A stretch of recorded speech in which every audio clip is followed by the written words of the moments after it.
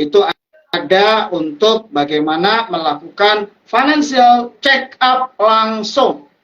Kita isi sama-sama, terus nanti ya isinya itu akan dikirim email masing-masing dari FPSB langsung ke pesertanya.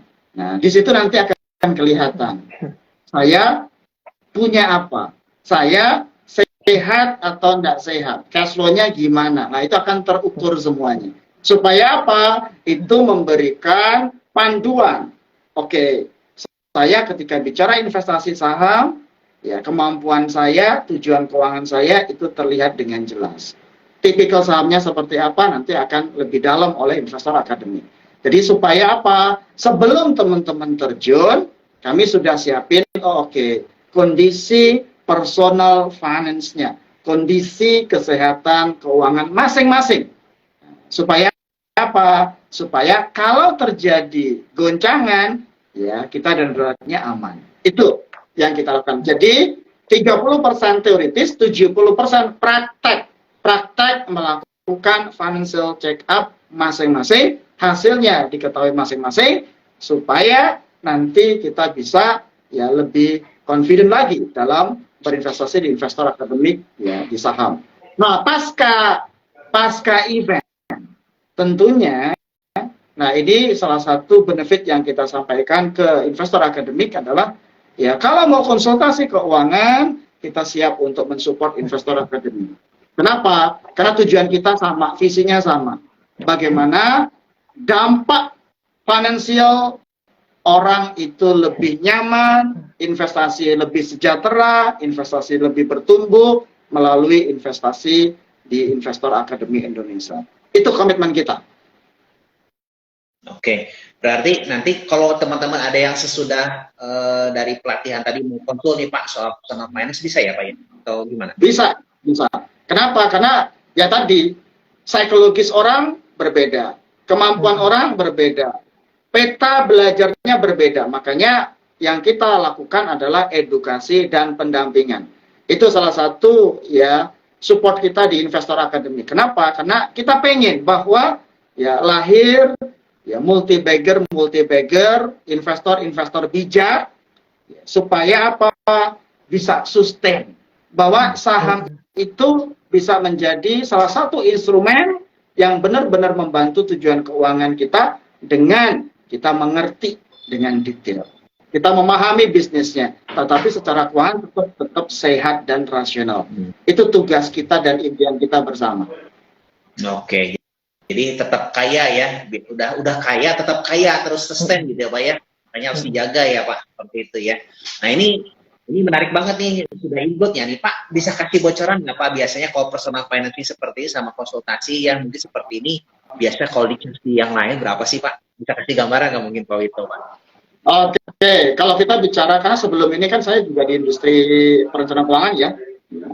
Di situ rata-rata masing-masing, ya teman-teman bisa cek untuk yang top 5, bicara brand, financial planner, konsultasi keuangan, financial check up, itu rata-rata antara 1 juta sampai 2 juta. Ya. Satu sesi. 1 juta sampai 2 juta.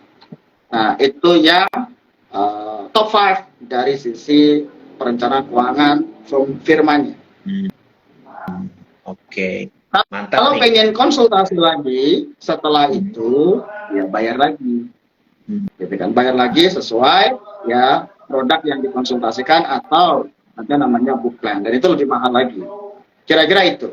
Karena ya itu di toko sebelah. Kalau nggak ini cek ya. Ada sesi free mungkin sekitar 20 sampai 30 menit free, tetapi setelah itu pasti argonya jalan. Gitu kan, nggak mungkin gitu kan kalau jalan. Gitu. Oke, jadi ini biasanya di toko sebelah itu segitu ya. Nah, pelatihan kita kali ini sudah input Pak ya untuk ini ya Pak ya. Jadi supportnya Pak ini nih Pak, mungkin Pak Wito ke kita juga ya. Nanti teman-teman bisa manfaatkan ya. Ya, kenapa? Karena saya merasa manfaat, gitu kan. Saya, ya dengan investor akademi Indonesia itu udah kayak keluarga. Dengan Bu Vivi kita sudah 7 tahun, gitu kan. Pak Donald, Ko Andre, kita sama. Ya, visi kita sama, Terus saya juga pernah ya masuk dan sampai saat ini alumni investor akademik.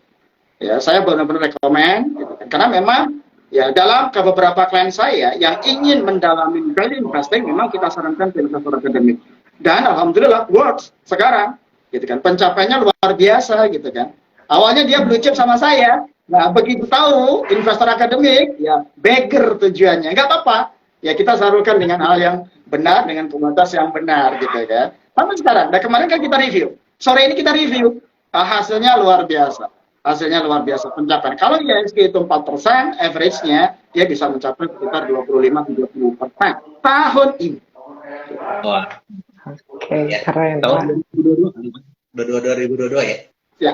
Oke, Itu mantap. pun setelah cut loss di energi ya, cut loss di energi ya. Gitu. Kita kasih tahu ini udah tinggi, kan enggak, ini terus gitu kan. Terus ya udah gitu. Nah, ya tadi ya itu yang kita rasakan, klien kita rasakan, jadi benar-benar manfaatnya luar biasa. Makanya yang kita jagain adalah kalau kami bisa membantu investor akademik minimal ya untuk kondisi keuangannya saat ini seperti ini. Yuk bareng-bareng kita belajar, kita praktek, apalagi di CVV ya, langsung praktikal ya. Jadi bukan hanya teoritis, langsung praktikal. Ya, investment ada, mau konsultasi keuangan ada kita. Thank you. Oke, ini pelatihan tanggal 25 ya, Ci ya? 25. Ya, 25. Sebelumnya ada step 1 juga, Dre. Oh iya, 21, tanggal 22. 22. Ya, Nah, kita 1, 22. bisa bergabung dan bisa hubungin Pak Asep ya, mungkin. Ya, mungkin Ci, silakan. Nah, ini kan kurang lebih gambaran ya, bahwa ya kalau kita memang dapat uang susah-susah, capek-capek gitu, jangan sampai udah dapat nanti disetorin lagi gitu, kan hilang sayang ya. Nah, jadi pengalokasiannya di manajemen personal finance-nya mesti diatur. Ya kayak ngatur perusahaan ibaratnya gitu ya. Income kita tuh ibaratnya profit kita, biaya expend, biaya sehari-hari expend, ya kita mesti ada net profitnya. Nah terus net profit kita mesti dialokasiin lagi supaya diproduktifin, suruh kerja lagi. Kalau di perusahaan kan bikin cabang atau ekspansi. Nah kalau kita alokasi investasinya di mana gitu ya Pak? Nah yes, itu jadi betul. Ibarat ini kayak ini, kita mau nanam suatu pohon, pohonnya tumbuh dengan besar. Nah, terus ini ada buahnya. Yang dibuat beda, ya, investor akademik Indonesia itu memberikan prosesnya, ilmunya, supaya saling mandiri. Itu beda banget. Kalau yang lain itu kan biasanya stock pick. Itu.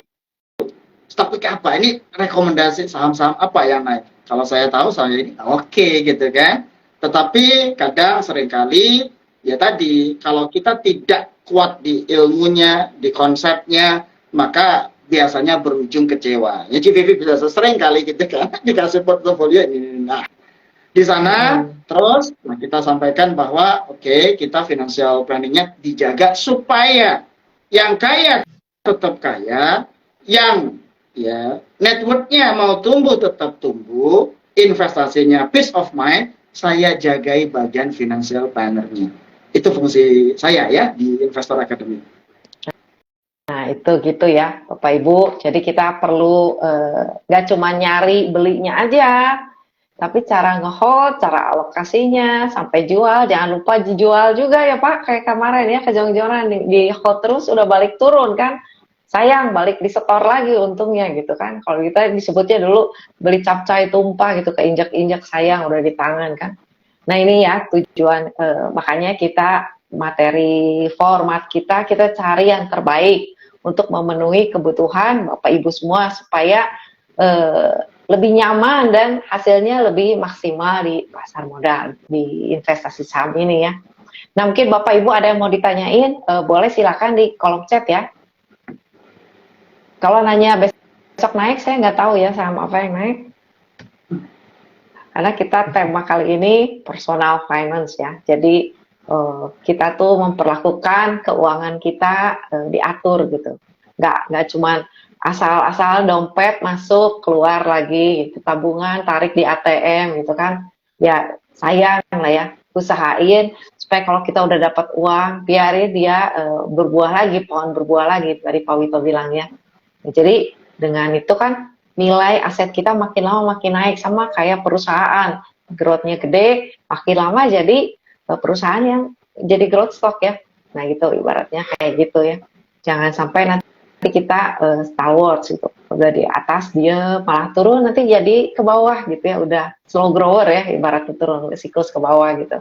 Nah itu yang mesti dijaga. Jadi kalau kita punya aset, usahain aset kita walaupun tumbuhnya nggak banyak tapi tetap tumbuh gitu, jangan sampai habis. Nah itu tujuan kita di sini ya. Ya mungkin kalau ada yang mau ditambahin, Pak Wito atau Andre? Ya, buat ingatkan teman-teman lagi aja kan bahwa bukan sekedar pengen cuan.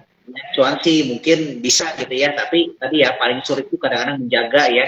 Atau kitanya terlalu takah juga ya, nggak menjaga betul kata Silvi, kita punya aset ya. Jadi ini memang punya Pak Wito pengalamannya. Jadi kita benar-benar kasih kesempatan lah buat teman-teman bisa assessment langsung ya. Ada toolsnya, nah ini bisa dimanfaatkan ya. Gitu.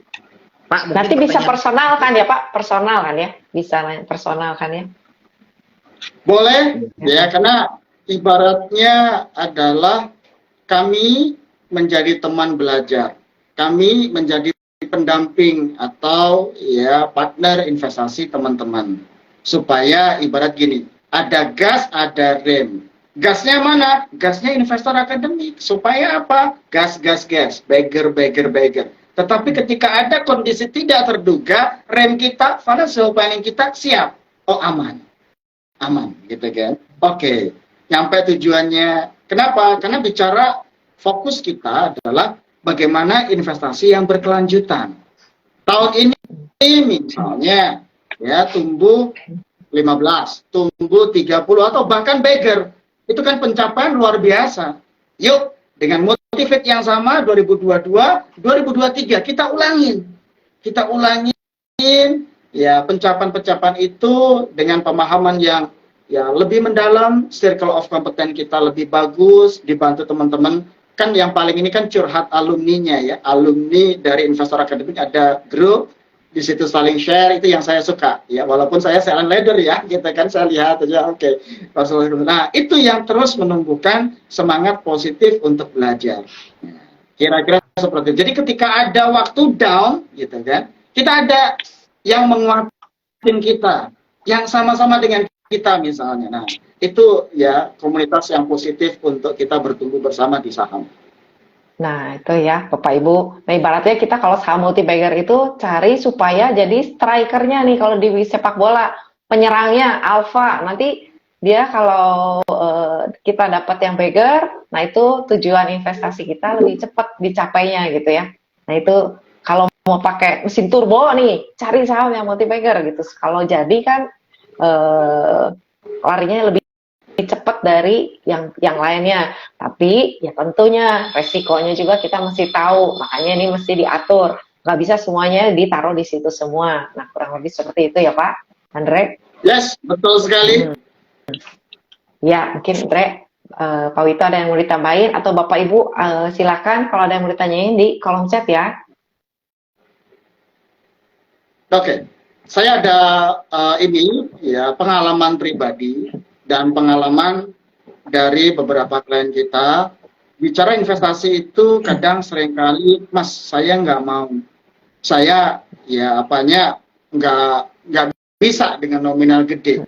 Padahal satu, sebelum investasi di aset fisik gitu kan, kita menyediakan yang namanya tadi ya investasi ilmu dengan leher ke atas, dengan conviction, pemahaman, ilmu, dan yang mahal adalah pengalaman. Supaya apa? Belajar dari pengalaman-pengalaman di investor akademik yang itu bisa menjadi benefit kita. Yang kedua, alumninya supportnya. Nah, begitu sudah oke, nah, dikasih account untuk belajar merasakan langsung. Supaya apa? Supaya ilmunya langsung nancep gitu kan. Kalau enggak, biasanya setelah pelatihan selesai. Nah, begitu dia masuk, ya investment bisa. Nah, sekarang produk-produk investasi itu sudah mudah, dan aksesibelnya sangat-sangat mudah. Pada dulu saya begitu pandemik mulai masuk, Mas saya pengen invest, itu orang NTT, orang NTT. Kenapa? Karena dengar dia agensi dia, pimpinan dia itu posisinya adalah ya saya ajar untuk CFP-nya. Biasanya kan terus kita calling ya. Mas saya pengen invest tapi modal saya terbatas. Oke, di NTT belikan BRI, belikan BCA. Pada saat itu satu lot, ya satu lot. Sekarang sudah ya double digit dia. Kira-kira itu. Jadi saya yakin, kami yakin bahwa ya untuk sejahtera kesempatannya sama. Untuk memulai kesempatannya sama. Dan kami yakin ketika ada lingkungan yang tepat, ilmu yang tepat, maka kita sama-sama bertumbuh. Itu dari kami. Makanya see you itu untuk di pelatihan tanggal akhir bulan nanti ya di Investor Academy. Terima kasih. Oke. Ya. Mungkin kan kita sini sudah hampir 1 jam nih menemani live ya. Mungkin CBP dan Pak Gembong ya, gitu kan. Nanti tadi sudah bagi-bagi gembong kasih sayang dan gembong duit ya Pak ya. Bagi-bagi ya. Nah, udah kasih sayang lagi ya. Iya betul. Nanti tinggal ketemu nih ya di pelatihan bagi teman-teman yang mau segera daftar ke Aset. Mumpung ini dapat RDN juga sih ya, Panin ya Ci. Ya, RDN Panin. Jarang-jarang juga kan pelatihan sebelumnya kita nggak kasih. Nah ini kesempatan ya buat bapak-bapak, ibu semua yang pengen, ayo gitu ya bisa join. Ini ada pertanyaan Ci, mau dijawab nggak nih Ci? Kira-kira? Boleh, sok ditanya aja. Kamu tanya tahun 2023 booming sektor apa nih kira-kira, minta analisanya.